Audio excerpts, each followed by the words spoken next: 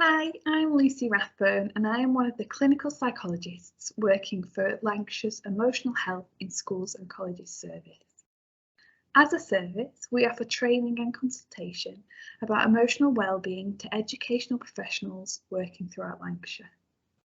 Through working with our colleagues in education, we've come to understand that there's somewhat of a shortage of information and advice available for parents. As such, we've put together a series of short videos with the aim of providing some support to parents so you can work alongside schools in improving the emotional well-being of your children.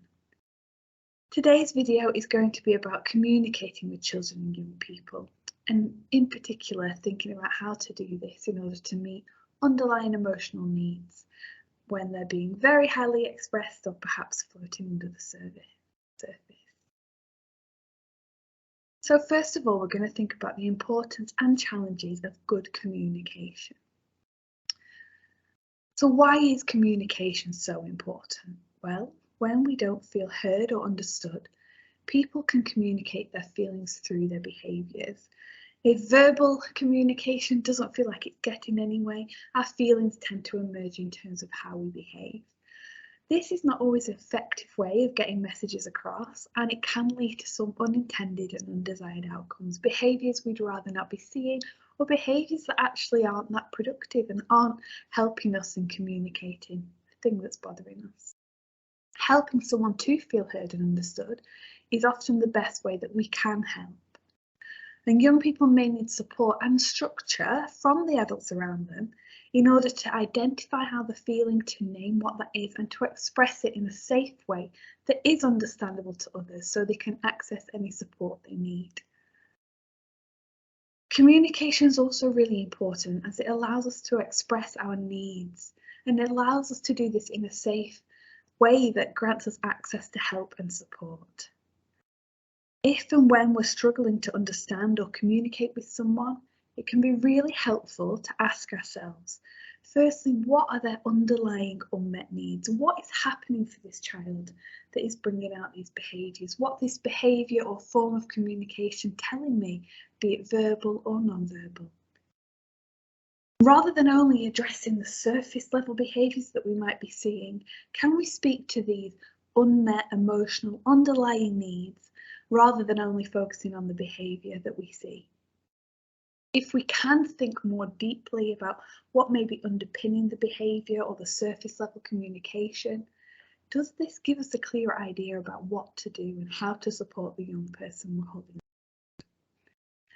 And this image kind of captures that sense of how communication can be surface level, but giving us an insight into what's going on under the surface.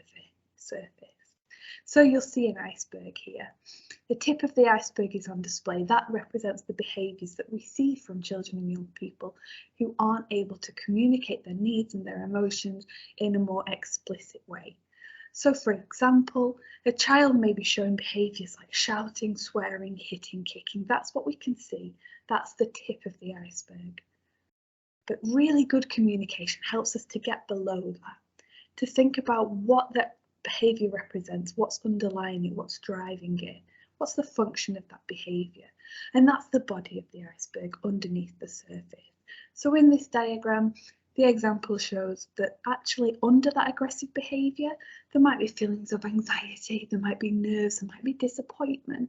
A child might be feeling tired or hurt or lonely or insecure.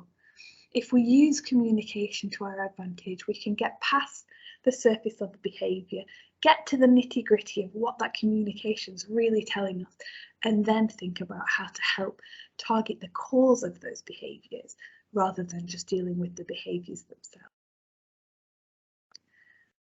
So that's the idea of good communication, why it's important and what it can help us to achieve.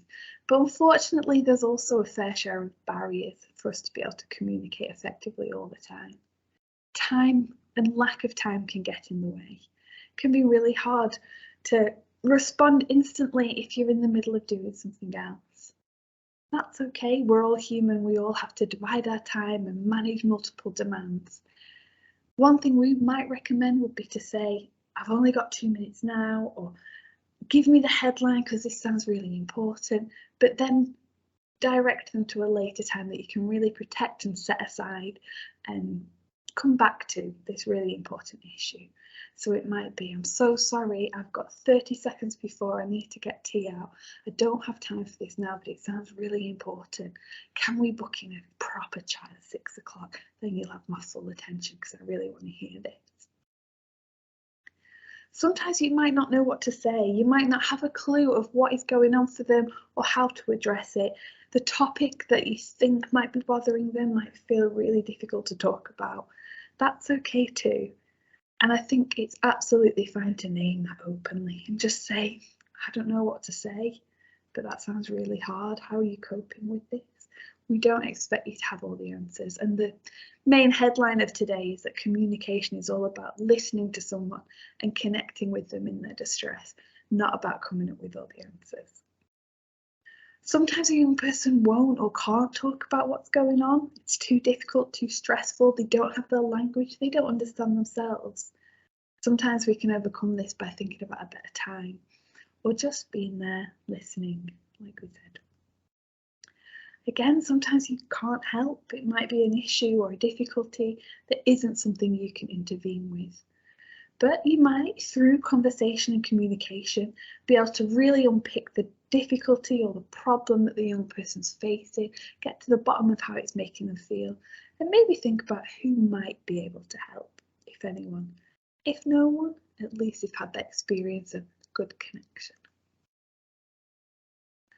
Sometimes it's really hard to communicate when the listening person does not like the message and doesn't really want to hear what's being said. But we know that good communication doesn't mean everyone's agreeing. Sometimes it's giving a space and giving a chance for an alternative perspective or opinion to be shared. We can agree to disagree, and that's okay too. If a relationship becomes strained, it can be really hard to speak and listen within that relationship. Without the communication, it also becomes really difficult to know exactly how that relationship has become so stuck and therefore how to unstick it. Communication breaks down, the relationship feels strained. Strained relationship means that communication doesn't improve, relationships get harder, can get very stuck very quickly. But maybe that's where the conversation needs to start. What's happening here? Why are we clashing? What do you think's getting in the way of us just being able to talk about the things that we need to talk about? Of course, some people or relationships have communication difficulties within them. It might be that the level of understanding, the language, the culture of both parties are different. But we can think creatively about common languages to use, be it drawing or use of media, favourite films or music. There's lots of resources out there that can help us to find that common ground, that common language, metaphors and ideas through which we can communicate what we need. Finally, it's really hard to communicate well when our emotions are high. Strong emotions can be a huge barrier to communication, and we're going to think why that is now. So if we think about the brain in very, very simple terms, we've got the kind of old brain at the back of the skull and the new brain towards the front of the skull. The old brain is our survival centre, our alarm system. It contains all our emotions and it's very good at spotting threat and activating whenever we feel distressed. So emotions and the reactions that come along with them sit in the old brain. Our new brain is more advanced, sophisticated. This contains all our really useful thinking skills like problem solving, decision making, planning, balancing up pros and cons, the kind of skills that you would really like available to you if and when you're feeling stressed or having to try and overcome some sort of challenge. Unfortunately, what we know is when we are feeling threatened in some way, be that because of insecurities or bullying, quarrels or conflicts with someone, then it's the old brain that almost takes the driving seat. It starts calling the shots of how we think and what we do, becomes the leading system in our brain. The newer brain we have less access to it, whilst the old brain is on high alert, being really vocal, so to speak. So that means it's really hard to listen, to rationalize, to use logic, to communicate really effectively when we're feeling distressed or threatened. So when emotions are high, we have less skills in kind of language and communication and thinking clearly. So actually, yeah, it's hard for all of us to communicate well when emotions are so high. So we've had a little think about what communication is, why it's helpful and important, but also what can get in the way, including big emotions. And the video today is really focusing on how to communicate with young people around their emotional well-being. So the fact that high emotions make communication more difficult is really key for us to think about.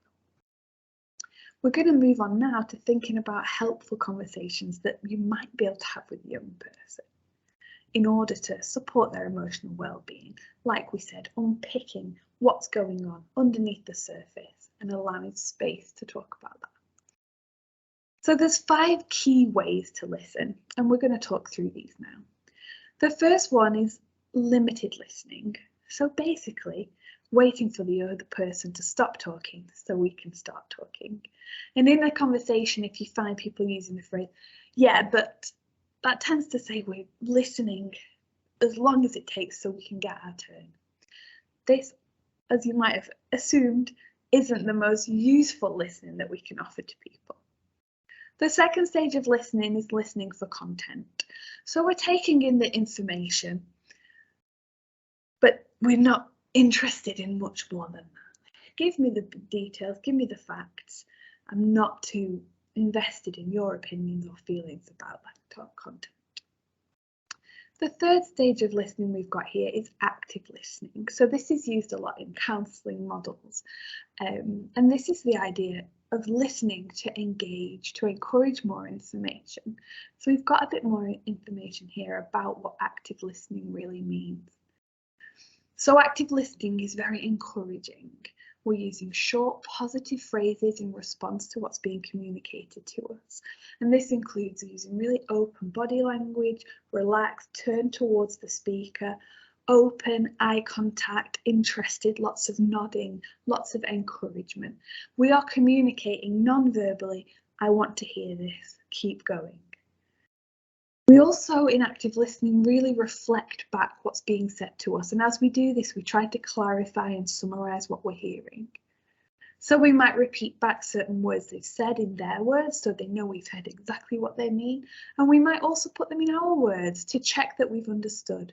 So for example, saying, okay, so it sounds like you're telling me that this teacher's making you feel like you're not good enough for this class. Am I getting that right? Is that what's going on here? Active listening would also include use of open questions. So what does that mean for you? What's that like? How is that going? It's continuing to allow the conversation to flow, fueling and encouraging the conversation. We want to hear all about what's happening. And within active listening,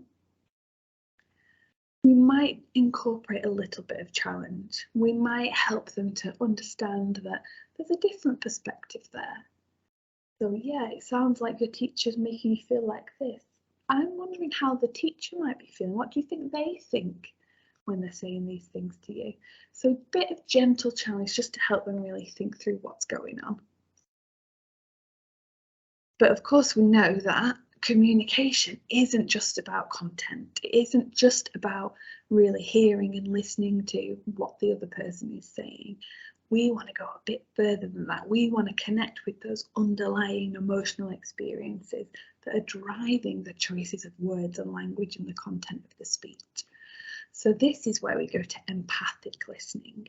So it contains all those lovely skills of active listening, but it also involves this idea of trying to connect with the person's emotional experience, because we know that what we're thinking about, the situations we have, the behaviours we're choosing or engaging in, they're often underpinned by ultimately how we feel. So empathic listening allows us to tap into that, allows us to try and understand their feelings in their perspective. And finally, we might also try to listen for change. So as we're doing all this active listening with this added area of trying to understand people's feelings and their emotions, And we're going to just be looking out for them, giving us little clues of what could be helpful.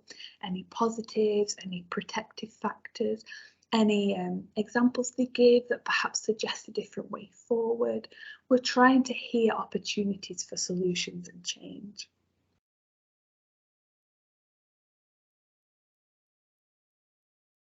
So we've thought about the different styles of listening, and we really want to encourage this sense that listening is a way of understanding and showing empathy for people. It's a way to connect with them in their moment, in their situation, in the feelings that they're experiencing. And someone who is listening is the key ingredient of a helpful conversation and good communication. We need to be able to listen. Empathy, as we've just touched upon, is being able to understand people and their situations. We need to try and see and feel the world from their point of view. So that's what we're aiming for in good communication. We're hearing, but we're also really trying to tap into what must this feel like for them. I'm listening to what you're saying and I'm really getting this sense of how you must feel. Young people may feel more isolated, misunderstood or confused than adults. They are less likely to have had experience of really being empathised with. They've just not had as much opportunity. Empathy is not a skill we're born with. It's definitely one we need to develop and learn as we grow. So to be empathised with is the best way to begin developing these skills of really tuning into how we feel and why, and then being able to do the same in terms of what other people might be feeling and why. If we can communicate that we're trying really hard to understand someone, that we're trying really hard to take their perspective, put ourselves in their shoes, it can really help someone to feel like they're trying to be understood, even if we've got it totally wrong. Knowing that someone's trying can be really, really positive and beneficial. A young person may have a sense that their state of mind is at least partly understood by someone else, even if we're not quite sure what's going on. If we can give that sense of we're trying to understand you and I think we're getting it, I think we might know what the feelings are underlying here. This can help people to feel more able to cope with what they are experiencing, rather than this big, overwhelming, ununderstandable situation. Suddenly, there's a kind of sense behind what's going on, and we can kind of, put it into context and get our head around it. Then they can understand the feeling in their own mind, knowing that, oh, this is understandable. I think I can understand it myself. They can develop emotional knowledge and emotional experience from that experience of being heard and listened to and all that empathic listening. If all that falls into place, they might be able to develop skills in being able to tell us what is really going on. So we might have come up with a suggestion, it might have been wrong, but it might help them to think about, no, this is what it actually is. We want to give young people the words to express their feelings, to link the dots between what happened, how it made me feel, what I'm thinking about it, and what I've ended up doing. Empathic listening is a good way to join up all those dots, even if the suggestion that we start with is completely wrong. And as I've said, if someone can experience all that being done to them and for them, they can develop the skills to be able to go on at different occasions, do that for other people.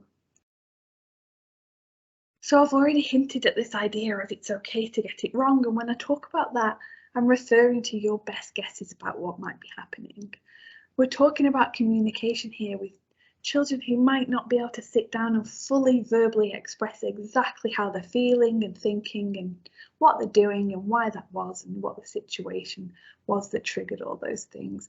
That's a lot to ask of a young, still developing brain. Sometimes we might join those dots on behalf of our child a little bit faster. We might think we have. We might have an idea about what's happening and why. In this case, we can offer that as a guest to the child. We can say, I'm just wondering whether you're feeling overwhelmed at the moment.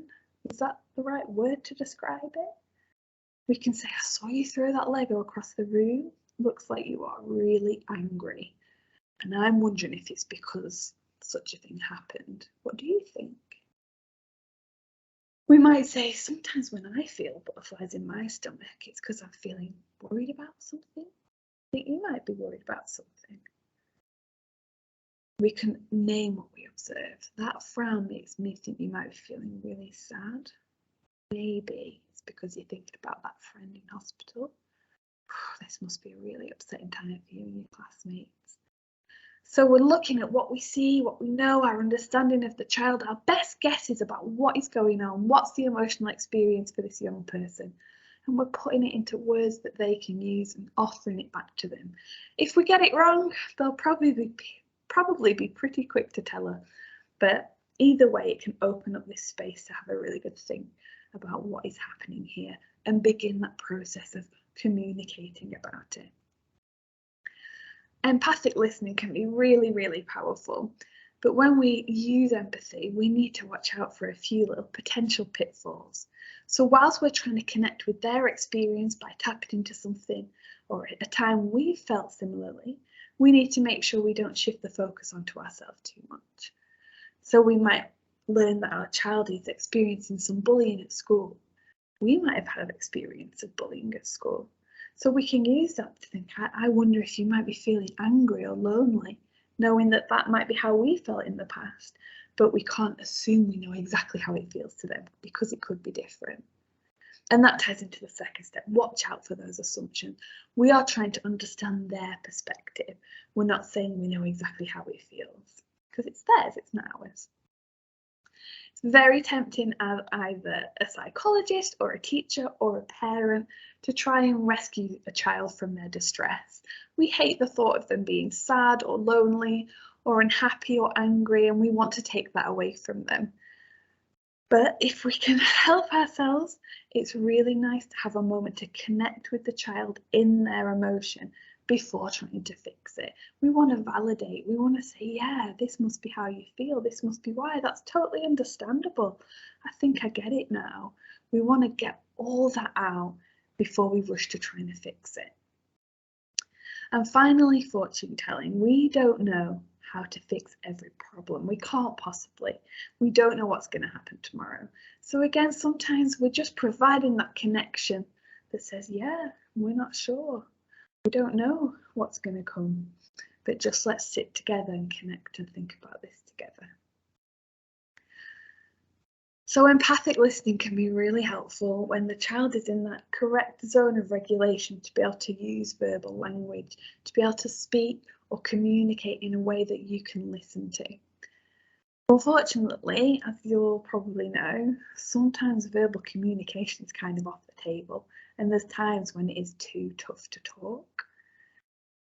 For example, there might be times when someone's having a panic attack or overwhelmed, really stressed out, incredibly angry and irate, or overwhelmed with sadness, very tearful, very upset. So timing is very much key for you and for them. And that's something to consider when you're trying to have this good communication. Is now the right time? Or actually, should I just sit with them for a bit and come back to this later? Shall I just offer a cup of tea now and a good chat later on? So like I said, being very, very angry can be a barrier to good communication. And we've already recognised that when we're really, really stressed out with lots of strong emotions, communication is less available to us. We don't have those thinking skills that help us to listen and hear and rationalise and talk through and overcome problems. And we can think about those levels of arousal a bit like this graph on your screen now. So the baseline is at the bottom. That's our kind of average day-to-day level of arousal. If we're triggered in that first phase, we start to become more aroused.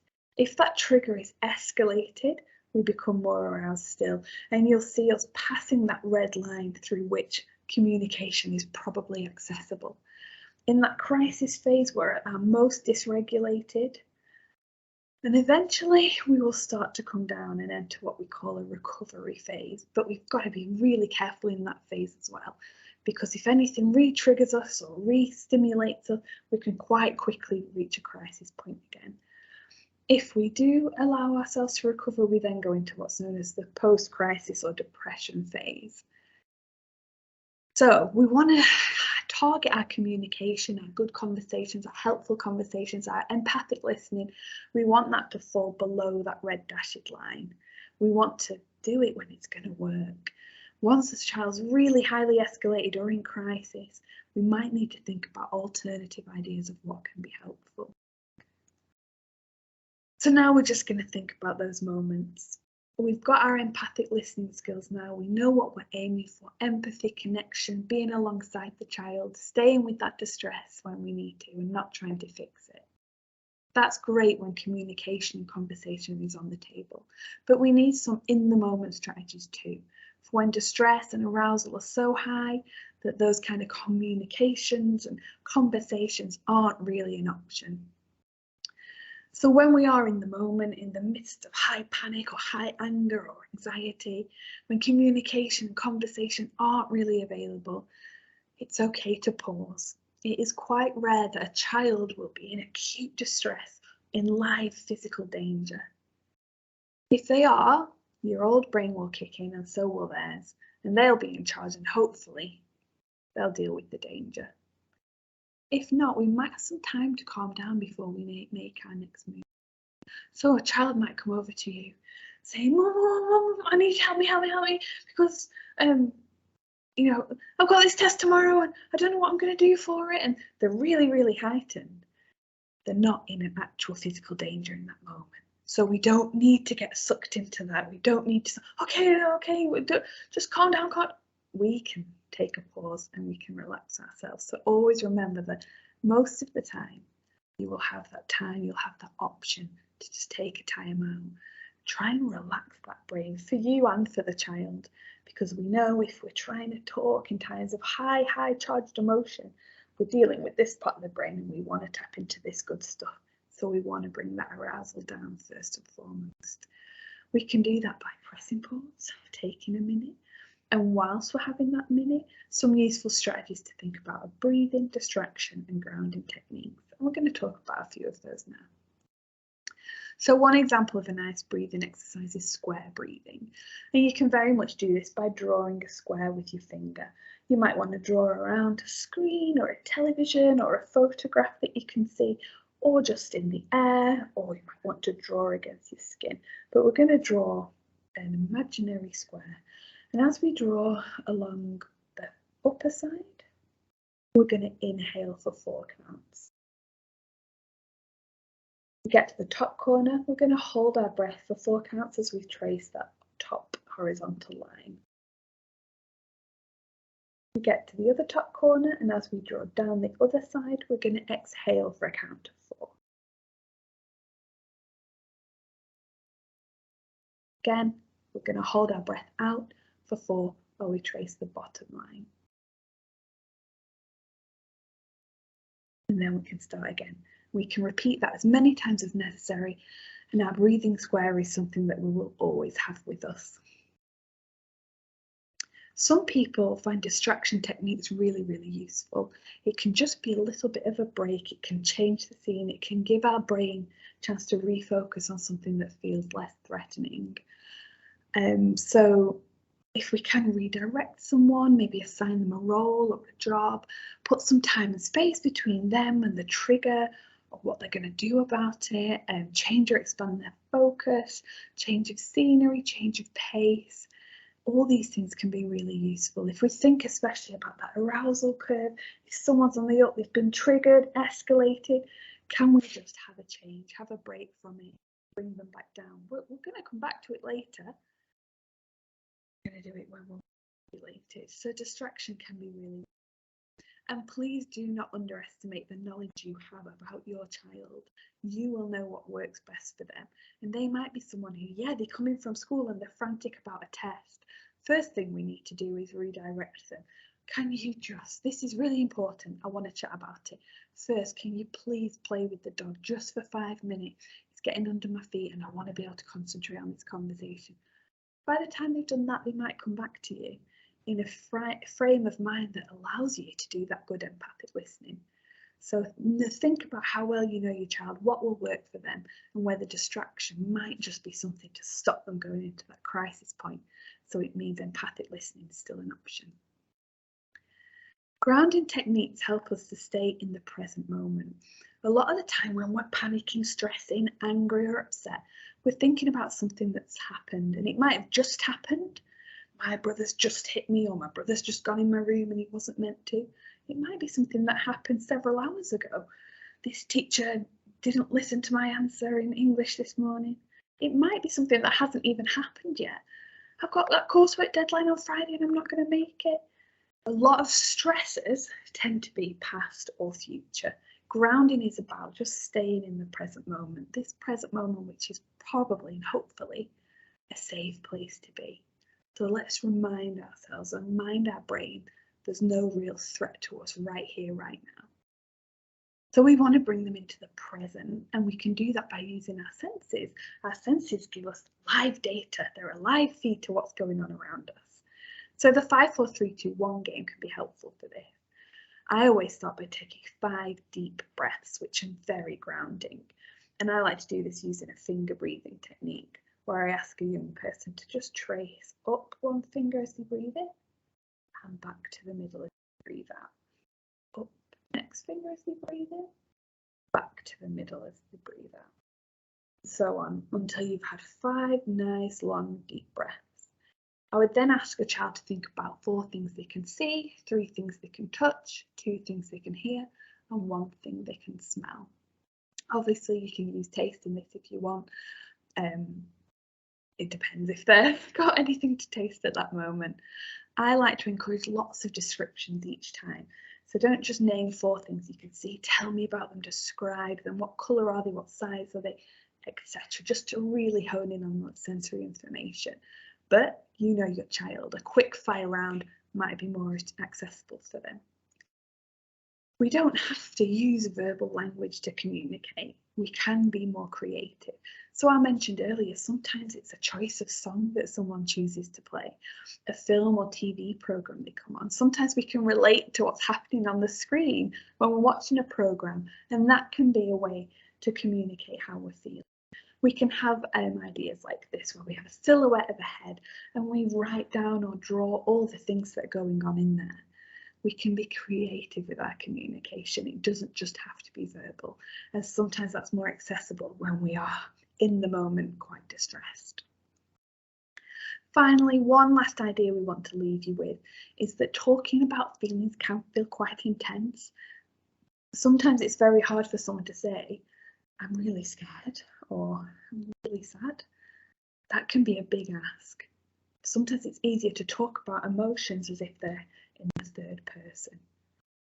So if this feeling were a thing, what would it look like? So if anger was a person, if anger was a Marvel comic character, what would they look like? What colour would they wear? How big would they be? If worry could talk, what would it be saying to you right now? How often is it around? When did you first notice worry getting so big? How do you feel about sadness? Do you like it? Do you not like it? Is it ruining your day? Is it not fun? What do you think anger wants from you at the moment? What is it that worry is trying to tell us or warn us about? So we can externalize emotions, give them their own kind of identities. It just helps it to feel a bit easier to talk about for some children. So this is our video about communicating with children and young people, in particular thinking about how to have those conversations that tackle emotional well-being. If you feel like after today's video you'd like more support for your child and their emotional well-being, you might wish to speak to a member of their school, so a SENCO or a teacher. You may also want to speak to their GP, or there are other organisations available, for example Healthy Young Minds, who have interesting resources and things for you to read online. I hope this video has been informative and has been somewhat helpful for you today.